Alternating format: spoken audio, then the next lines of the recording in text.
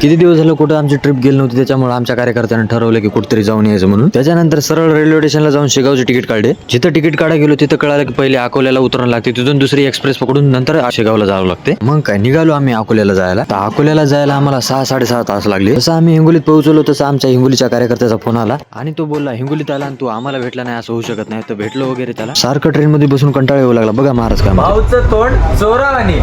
भाऊला फॉर्म भरलाय पोलीस भरतीला. वा रे वा गा वा.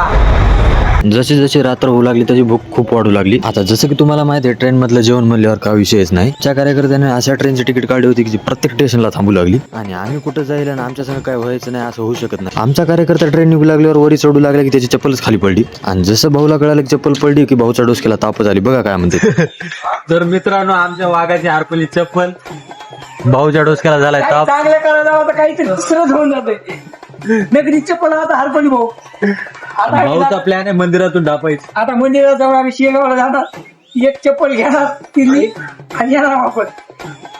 आता अकोल्यामध्ये उतरून आम्ही सर्वप्रथम ठरवलं की तिकीट काढायचं. आता जिथं जाऊन कळालं की आम्हाला तिकीट आपल्या स्वतःच्या हाताने काढावं लागतं. आतापर्यंत काय आम्ही आमच्या स्वतःच्या हाताने कधी तिकीट काढलं नव्हतं. इथं काढून बघायचा प्रयत्न केला तर काय जमलं नाही आम्हाला. लास्टला युट्यूबवर बघून आम्ही तिकीट काढलं. तिकीट वगैरे काढल्यानंतर आम्ही ठरवलं की चाय वगैरे पिऊन यावं म्हणून. भूक लागली होती खूप. तिथं गेल्यावर संध्याकाळचं काय तिथलं जेवण आवडलं नाही, त्याच्यामुळे चाय वगैरे पिऊन आम्ही निघालो ट्रेनमध्ये डबल वापस. तिथून जाता जाता हे कार्यकर्ता कुर्त्यामध्ये दिसला. त्याला पण आमचा कार्यकर्ता म्हणू लागला हे कुठं लग्न सोडून जसं शेगावमध्ये पोहोचलो त्याच्यानंतर आम्हाला दिसलं शिवतीर्थ. त्याच्यानंतर आम्ही रूम केली तर आमच्या कार्यकर्त्याला रूम एवढी आवडली की कार्यकर्त्याने डान्सच सुरू केला.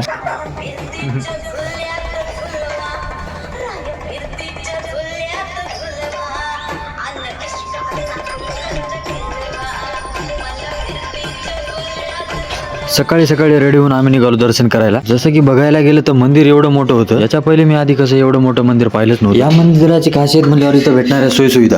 मग आमच्या कार्यकर्त्याने दर्शन वगैरे केले. त्याच्यानंतर बाहेर आलो, फोटो वगैरे काढल्या. मंदिरामध्ये मी कॅमेरा अलाउड. दर्शन वगैरे झाल्याच्या नंतर वेळ होती महाप्रसाद. त्यानंतर आमचे कार्यकर्ते लागले लाईन. महाप्रसाद वगैरे खाल्याच्या नंतर आम्हाला भेटली इथली आरती.